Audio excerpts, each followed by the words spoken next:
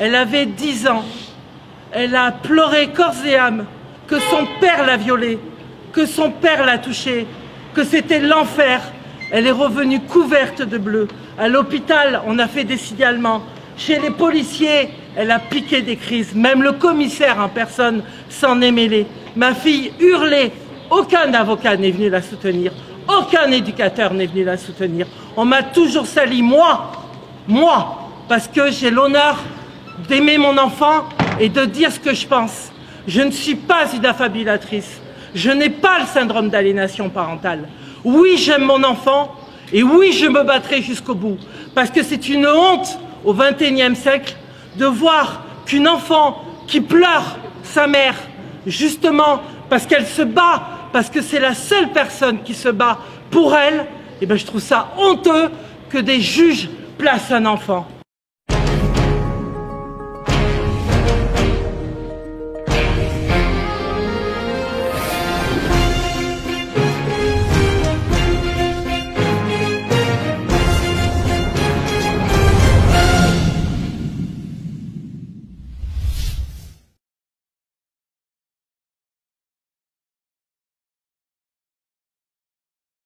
Voilà, ça sera bon. Ça va? Tu veux la vie en bleu?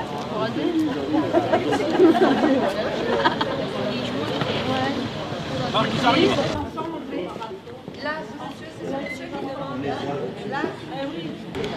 Vous êtes un gilet jaune constituant, comme on peut le voir. Tout à fait. Vous êtes devant le tribunal de Valence, pour quelle raison? On vient soutenir en fait maître Sophia Albersan-Meron et puis la cause qui est présente ici, donc c'est pour dénoncer les placements abusifs d'enfants.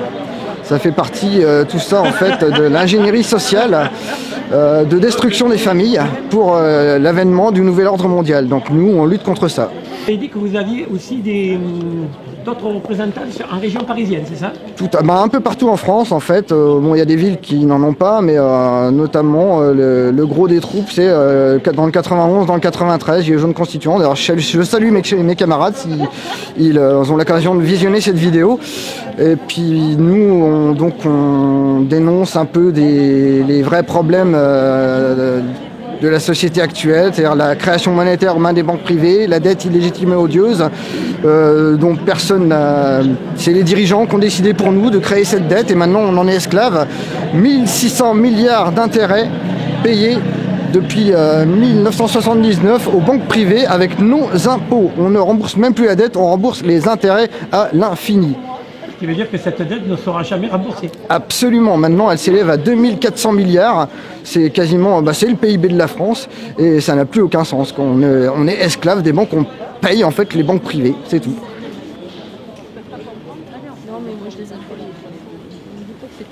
Aurélie et Maxime, vous avez donc 4 enfants, dont un qui vient de naître il y a une semaine, et ces 4 enfants sont placés.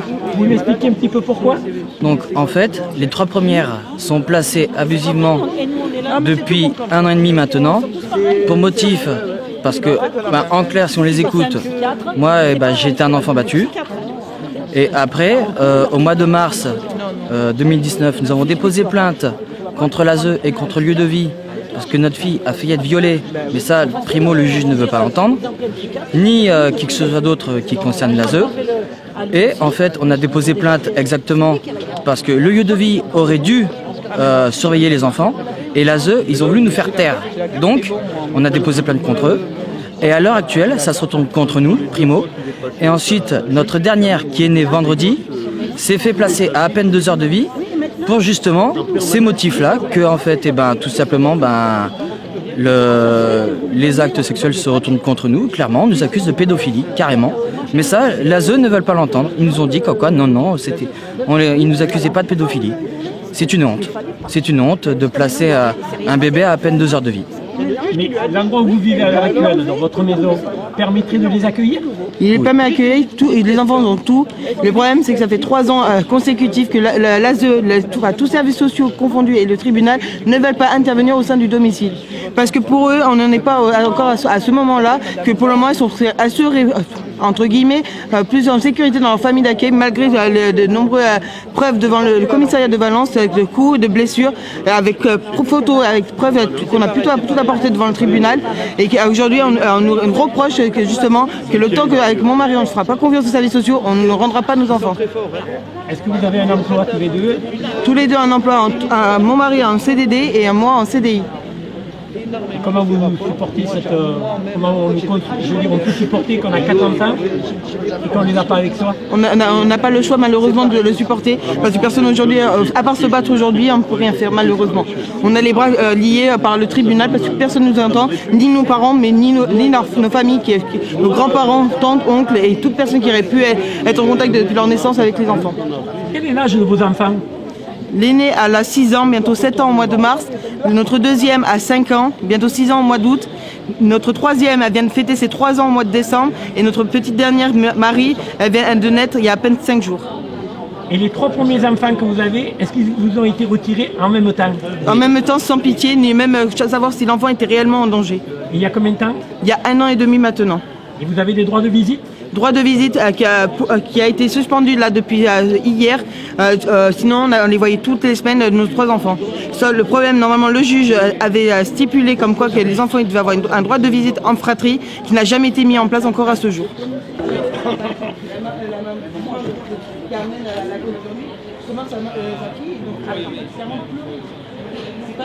Vous êtes aujourd'hui devant le tribunal de Valence parce que vous aussi, vous avez un problème avec des enfants qui sont placés, qui vous ont été retirés. Tout à fait, oui. Donc je m'appelle Christophe, ça fait 2 ans maintenant qu'on est suivi par les juges des enfants qui viennent en août 2018 de nous placer les enfants.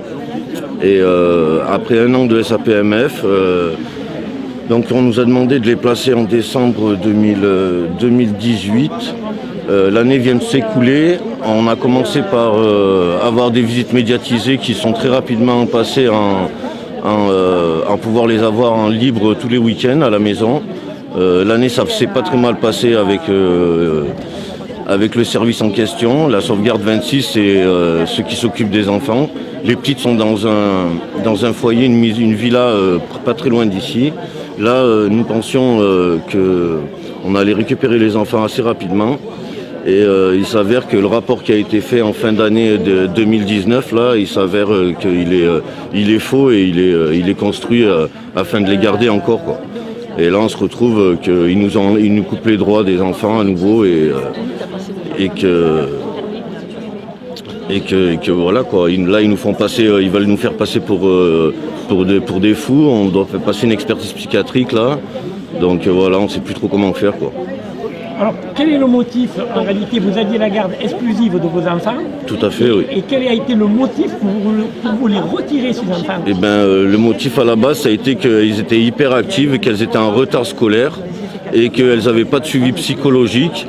Et donc ils nous les ont retirés pour ça, mais très rapidement, au niveau du service social, on nous a dit qu'ils n'avaient aucun besoin de psychologue, qu'elles n'étaient pas du tout en retard scolaire et qu'elles étaient hyperactives en aucun cas, quoi.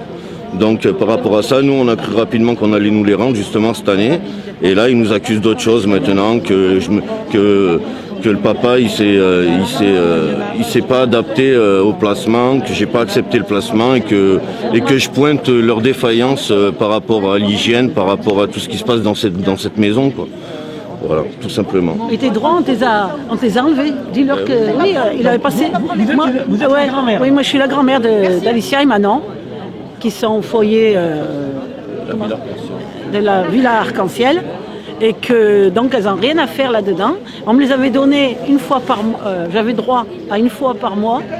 Et là, depuis que mon fils a passé au tribunal au mois de janvier, et le mois, je ne les ai pas encore eus. Voilà. Et donc je ne comprends pas pourquoi. Je leur ai téléphoné pour savoir pourquoi. Donnez-moi des. Ils ne me répondent pas. C'est simple, il n'y a pas de réponse. Et on les appelle d'un côté, on les appelle de l'autre, on appelle partout, mais il n'y a aucune réponse. Aucune réponse. Alors vous avez l'impression qu'en réalité vous les appelez, ouais, ça sert à rien. Les appels restent sans réponse. Sans réponse. Aucunement, ouais. Comment on vit une grand-mère, comment on vit une situation comme ça? Eh bien on ne vit pas. On essaye de vivre, mais on n'y arrive pas.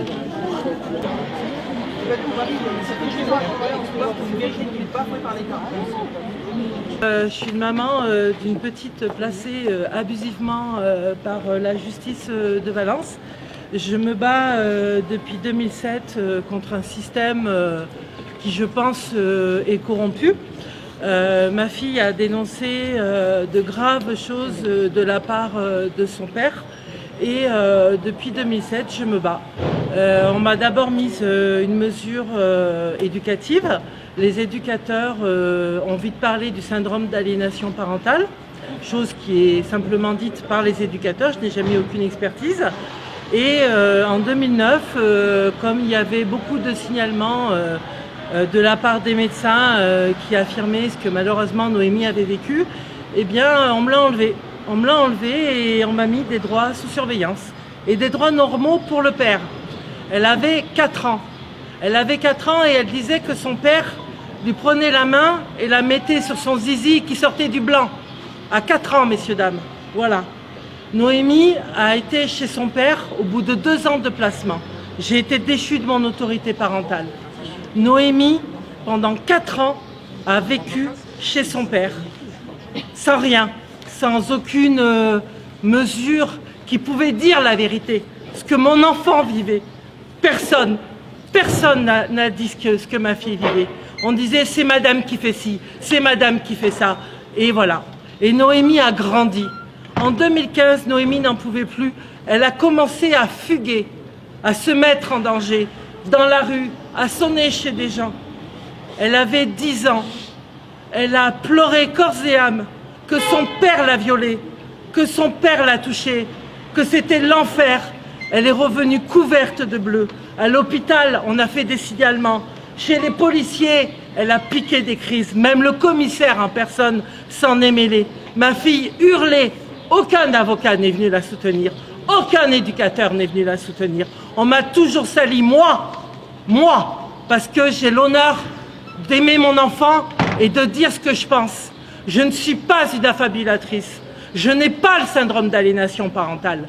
Oui, j'aime mon enfant et oui, je me battrai jusqu'au bout. Parce que c'est une honte au XXIe siècle de voir qu'une enfant qui pleure sa mère, justement parce qu'elle se bat, parce que c'est la seule personne qui se bat pour elle, eh bien, je trouve ça honteux que des juges placent un enfant. Je l'ai récupéré suite à ces fugues, suite à ces signalements. 10 mois où j'ai pu lui offrir l'amour, la paix, où je ne l'ai pas donné au père. Pourquoi? Parce que mon enfant ne voulait pas voir son père. Tout simplement pour ça. Je l'ai fait suivre par un victimologue qui a attesté des dires de Noémie. Je l'ai déscolarisée de là où elle était. Je l'ai mise au CNED parce que monsieur ne voulait pas me donner l'autorisation de l'inscrire à l'école. Elle avait 3 ans de retard. Je me suis battue jour après jour pour pouvoir lui apporter l'éducation et le savoir nécessaire. Tout le monde ici disait « Bravo madame, vous avez réussi, votre fille est sortie d'affaires. » Madame la substitut des mineurs a diligenté remède. Voilà madame, on vous croit, on va protéger Noémie de ce pervers. 10 mois, pendant 10 mois on m'a monté finalement un pays des bisounours, si je peux m'exprimer ainsi. Et au bout de 10 mois, on a dit « Ben Noémie, tu retournes chez ton père !» Au bout de 10 mois de vie paisible, dans une famille où il y a l'amour, où il y a la protection, où il y a tout, au bout de 10 mois, on lui a dit « Tu retournes chez ton père, c'est un très bon père, c'est ta mère qui t'a aliéné, c'est ta mère qui t'a monté le bourrichon. » Tout ça pourquoi? Parce que la sauvegarde de l'enfance de Valence, Madame Bonbrun et Madame Bravet ont dit que j'avais le syndrome d'aliénation. Sans expertise, sans rien, j'ai le syndrome d'aliénation parentale. Déjà, ça, faut qu'ils me le prouvent, puisqu'ils le mettent par écrit. Deuxièmement, quand on a été auditionné par les policiers, puisque Noémie, bien évidemment, a refugué, elle a sauté en plein mois de janvier du 2e étage, sans personne autour, elle pouvait se faire mal, elle pouvait se tuer, elle serait morte dans la pire des souffrances, cette gosse. Merci mon Dieu, elle a survécu, elle est allée dans la nuit voir la dame qu'il avait déjà vue sous une énième fugue. Elle m'appelle, elle me fait « Maman, je suis partie de chez papa il était complètement beurré. Il m'a menacé chez les policiers. Ils m'ont laissé chez mon père. J'en peux plus, viens me chercher. J'ai appelé les policiers, j'ai appelé le père, j'ai fait, je descends à Montélimar. Je suis arrivé à Montélimar, je prends ma fille, je vais au commissariat de Montélimar. Montélimar me dit, écoutez madame, c'est très simple, maintenant il y en a marre, monsieur l'a abandonné, vous gardez votre enfant. Je dis, mais madame Hague, la substitut des mineurs me dit que je dois aller en prison si je la garde. Non, non, gardez votre enfant. J'étais toute seule, j'avais plus confiance, parce qu'au bout d'un moment, on ne peut plus avoir confiance. Je suis allée voir le victimologue, je dis, voilà monsieur, c'est très simple, ma fille est avec moi. Vous savez que normalement, je dois aller en prison. Donc, qu'est-ce qu'on fait? Monsieur Poudvigne, le victimologue, a appelé les policiers à Valence, et les policiers de Valence m'ont reçu. Je suis tombée sur une femme adorable, Madame Kazi. Si je pouvais l'avoir encore aujourd'hui, je la remercierais. Quand on est arrivé au commissariat, mais j'ai été accueillie, enfin, comme une maman protégeant son enfant et comme ma fille en tant que victime. On est resté 4 heures dans le commissariat. Madame Kazi n'arrêtait pas de dire à Madame Hague, laissez-la avec la maman, elle est bien, elle n'est pas en danger. C'est le père le problème. Je vous en supplie, laissez-la à la maman. Non, on place l'enfant parce que la mère aliénait la petite. Ma fille, quand les services sociaux sont venus la chercher à la maison de Valence, enfin à Bourg-les-Valence, ils ont dit, mais madame, vous inquiétez pas, de toute façon, votre fille, elle va plus voir le père, c'est terminé, on a bien compris que c'était lui le problème. Ça, c'était devant les policiers, ça, c'était le pays des bisounours. Arrivé à la maison des enfants, j'étais de nouveau la folle qui aliénait son enfant, et le père, la pauvre petite victime, qui n'avait rien fait. Ma fille, pendant à peu près quelques jours, est restée là et après est allée en famille d'accueil. La famille d'accueil, sans me connaître, m'a mise plus bas que terre en disant à ma gamine, mais c'est ta mère qui t'a aliénée, mais c'est ta mère la folle, mais ton père il est très bien, arrête de nous raconter des conneries, on te croira jamais, t'es qu'une menteuse, ta mère est qu'une menteuse. Quand on est passé au tribunal pour enfants avec Madame Favoulet, l'avocate d'enfant, qui n'était pas à l'époque maître Albert Salmeron, malheureusement, a simplement dit à Madame la juge, ah mais écoutez madame, je ne sais plus quoi dire, tout ce que je peux dire à l'heure d'aujourd'hui c'est soit vous la mettez chez le père, soit vous la mettez chez la mère, mais arrêtez de la balader, c'est plus possible. Noémie était en pleurs, personne n'a fait attention aux mallettes de ma gamine. On a dit, bah, puisque c'est comme ça, on place l'enfant. Noémie est repartie à la DAS en larmes, elle avait 12 ans, 12 ans. Et 1 an plus tard, qu'est-ce qu'on nous dit? Toujours pareil, le syndrome d'aliénation, le père a les droits normaux, la mère sous surveillance, on n'élargit pas. On est passé en 2019 avec maître Albert Salmeron et mon avocate au 4e étage. Noémie arrive, c'est les larmes, c'est le drame. Maman est là, je me réfugie dans les bras de maman. Je veux pas voir papa, je veux plus voir la ZEU, je veux plus rien voir, je veux que maman. La directrice du foyer de Villeneuve-de-Berg, Madame Chikaoui, lui dit « Commence pas ton cinéma ». Il n'y avait pas les avocates. Pour l'intérêt de ma fille, j'ai rien dit. Parce que je savais que ça allait partir en cacahuète. J'étais toute seule, j'avais pas de soutien. J'ai rien dit. La juge a vu, Madame Stricker, a vu mon enfant pleurer. Et elle a rigolé de voir une enfant de 14 ans pleurer. Parce qu'on lui a interdit de voir sa mère. Parce qu'on lui a interdit d'être à côté de sa mère. Et parce qu'on la force à aller chez un mec qui l'a violée. Elle avait 2 ans, messieurs, dames. 2 ans, un bébé de 2 ans. Elle a 14 ans, elle va chez lui. Qu'est-ce qu'il lui fait aujourd'hui? J'ai un dessin de ma fille. Elle avait 8 ans. Elle disait que des hommes chats lui faisaient du mal. Et personne ne veut l'entendre. Personne. Ça fait 13 ans que ça dure. C'est une parodie de justice. Et moi, aujourd'hui, je veux la vérité et je veux qu'on m'apporte la preuve par A plus B, par écrit, ce syndrome d'aliénation parentale. Parce que oui, sinon, j'irai jusqu'à la Cour européenne des droits de l'homme. Et oui, je porterai plainte contre les services sociaux. Parce que je n'ai peur de personne. Je suis une bonne mère. J'ai mon 2e enfant qu'on a essayé de m'enlever, auquel on n'est pas arrivé. Et il est avec moi et il va très bien. Et ma fille, tout ce qu'elle réclame, bah, c'est de vivre avec moi. Elle me demande de monter illégalement à Villeneuve. Oui, j'y vais, bien sûr. Mais on lui a dit, si on voit ta mère à Villeneuve, on l'a fait embarquer par les flics. Est-ce que des gens de l'association, de la protection de l'enfance, pardon, pourquoi ces gens-là se permettent de dire à ma fille, à la mouiller dans un conflit, à lui dire, si ta mère vient, eh ben, c'est les flics. Et quand moi je dis la vérité, on parle d'aliénation parentale sans aucune preuve, sans rien. Qu'on m'apporte les preuves. Qu'on m'apporte les preuves, c'est tout ce que je demande. Et qu'on me rende mon enfant. Ça suffit là maintenant, il y en a marre. Noémie est malheureuse. Elle clame à être en paix. Et c'est tout ce qu'on demande à l'heure d'aujourd'hui. Ma famille ne la voit pas. Depuis 3 ans, mon père est tombé malade. Il est tombé malade, ce brave homme. On lui a enlevé la chair de sa chair, différemment que moi. Mais c'était sa première petite fille. Et malheureusement, on lui a arraché. Ma fille s'est confiée à mon père. Elle lui a dit des choses horribles. Pourquoi, en 2020, au XXIe siècle, pourquoi la justice soutient des pervers avec la preuve, avec les preuves, avec un dossier pénal comme ça? Je ne comprends pas. Qu'on m'explique. Qu'on m'explique et qu'on me rende mon enfant et qu'on voit véritablement qui est le mauvais parent. Et je ne suis pas la seule personne dans ce cas-là. Il y en a plein. On a la facilité de faire taire les mères qui sont protectrices, parce que bien souvent c'est les mères qui sont protectrices, bien sûr. Hein. Pourtant j'ai été victime de violences conjugales. Et si j'avais été la garce qu'on dit être, hein, eh bien j'aurais déposé plainte contre ce monsieur. Non, j'ai pas déposé plainte, parce que je voulais que ma fille grandisse avec son père. Et aujourd'hui, il a tout et moi j'ai rien et je pleure mon enfant. Donc à l'heure d'aujourd'hui, bien évidemment, on fait appel de la décision parce que Madame Stricker a élargi les droits de ce monsieur. Et ma fille ne veut pas y aller. Et on va la forcer parce qu'il y a une pression. Je pense qu'aujourd'hui, on peut parler de pression. Cette petite, elle n'en peut plus.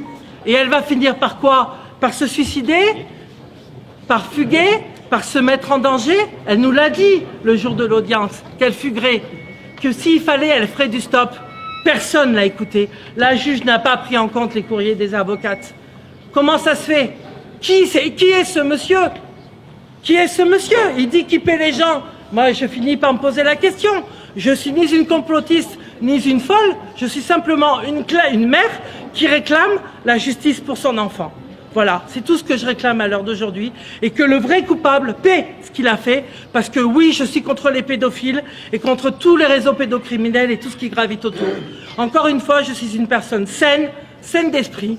J'aime simplement mon enfant. C'est tout. Et je demande à la récupérer et à ce qu'enfin elle vive en paix. Elle a 14 ans et demi. Depuis l'âge de 2 ans, elle se bat. Elle vit la pire des maltraitances. Qu'on lui foute la paix et qu'on me la rende. C'est tout ce que je demande. Maître, on vient d'entendre ce témoignage. Vous connaissez cette personne? C'est la maman de Noémie. Noémie, c'est l'enfant que je défends et que donc j'ai défendu devant le tribunal de grande instance de Valence, là où nous sommes, devant Madame la juge Stricker, la juge des enfants. Comment la justice peut redonner un enfant qui aurait été violé à son père, sachant que là on marche sur la tête ou quoi? Alors moi, je ne vais même pas répondre sur ça parce que sur ce fond-là, je n'ai pas à me prononcer aujourd'hui. En revanche, tout ce que je peux vous dire, c'est que cet enfant, avant même que les avocats aient la parole, avait déjà été placé à nouveau par Madame la juge. C'est-à-dire que lorsque nous sommes entrés avec Noémie, avant même que je puisse ouvrir la bouche, avant même que Noémie ouvre la bouche, mais qui d'ailleurs était en pleurs, en disant à la juge qu'elle voulait rentrer chez sa maman, eh bien la magistrate lui a dit clairement que de toute façon, elle entendait reconduire la mesure de placement.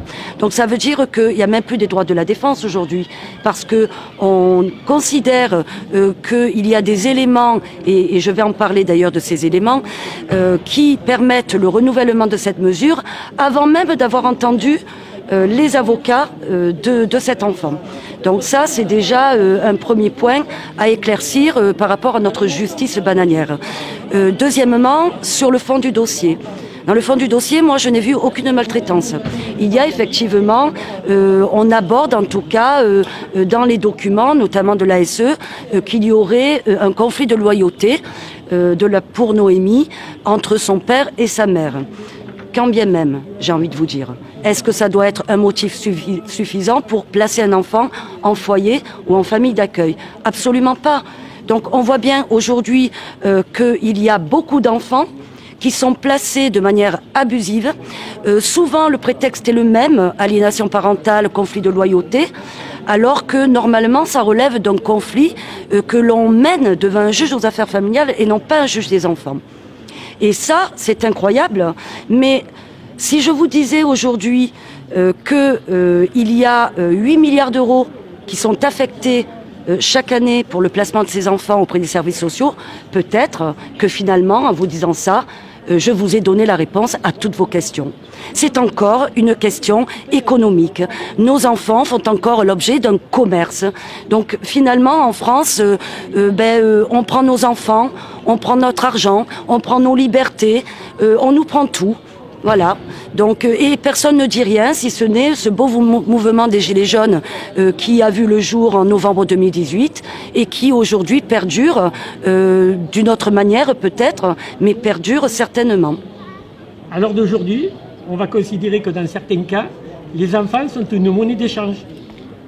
Ah bien sûr, mais ça va même au-delà de ça. Ça veut dire qu'on va détruire nos enfants pour de l'argent. Avec Patrick et Sandrine. Ah mais il n'y a pas quoi. Là, moi je suis... Là, j'ai envie de la tuer. Donc, vous aussi, vous êtes victime d'un placement abusif de votre fille. Oui. Bonjour, je m'appelle Sandrine et du coup ma fille elle a aujourd'hui 12 ans, elle a été placée le 3 juillet 2018 en cause une trop grande fusion, ce qui empêchait ma fille d'avoir des bonnes relations avec son papa, donc un conflit de loyauté.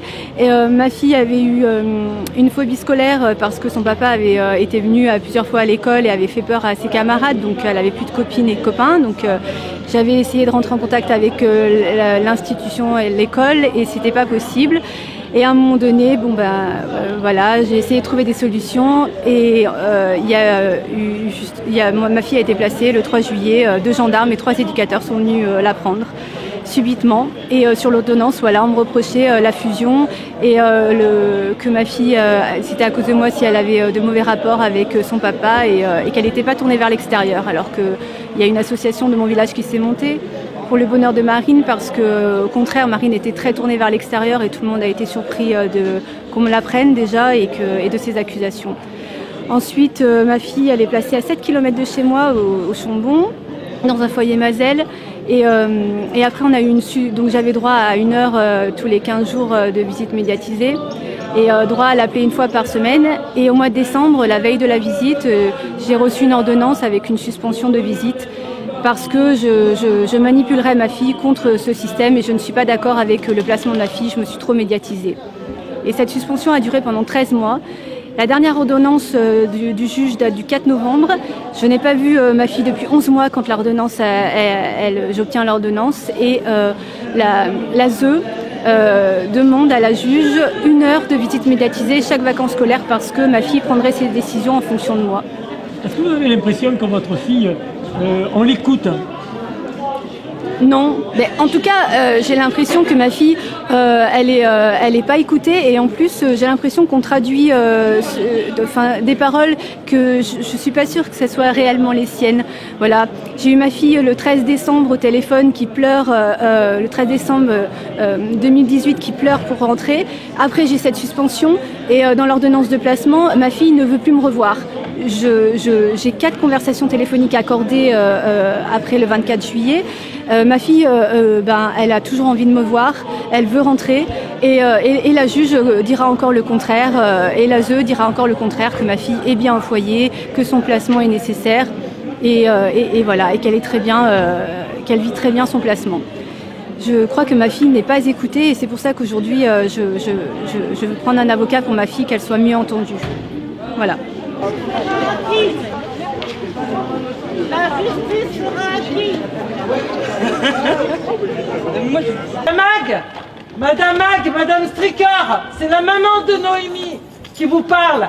Venez m'expliquer pourquoi vous m'avez enlevé ma fille. Pourquoi monsieur est en liberté? Pourquoi il est en liberté, ce monsieur? Pourquoi ma fille est à la DAS? Venez me l'expliquer, s'il vous plaît.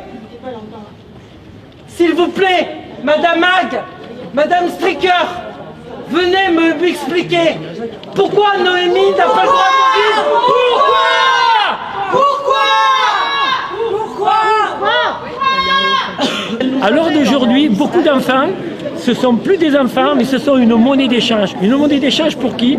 Mais pour tous ces endroits où ils sont placés, qui touchent des sommes énormes, dont on ne tient même plus compte des parents, on ne tient même plus compte de ce que les enfants ressentent.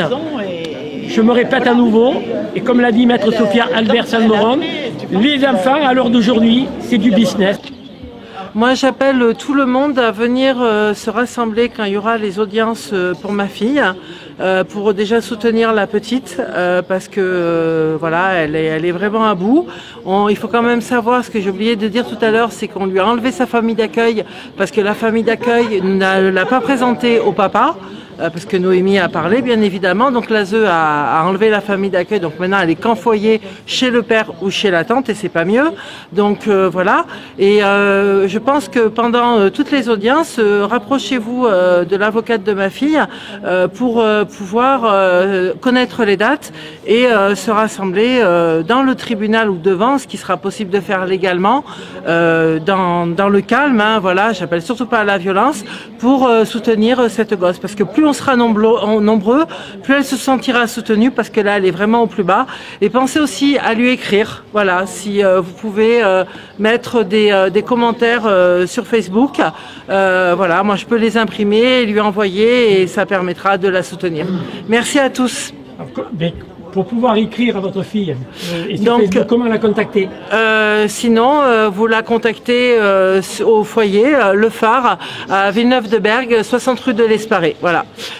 Voilà, vous pouvez lui écrire, elle s'appelle Noémie, elle est au groupe Lakota. Voilà, écrivez-lui de manière à ce qu'elle ait des lettres de soutien. Ça lui fera du bien. Et pour contacter votre avocate, il faut moi, donc l'avocate de ma fille, c'est Maître Albert Salmeron, et mon avocate à moi, c'est Maître Pence. Voilà, elles sont sur Sorgues et sur Carpentras, et elles sont dans l'affaire depuis quelques mois. Voilà, vous pouvez les contacter, vous pouvez contacter aussi l'association Sans Père Fidélis, mais voilà, faites le maximum pour que cette gosse se sente soutenue et qu'elle sache qu'on est là et qu'on lâchera pas. Parce qu'on ne lâchera pas, on ne lâchera jamais.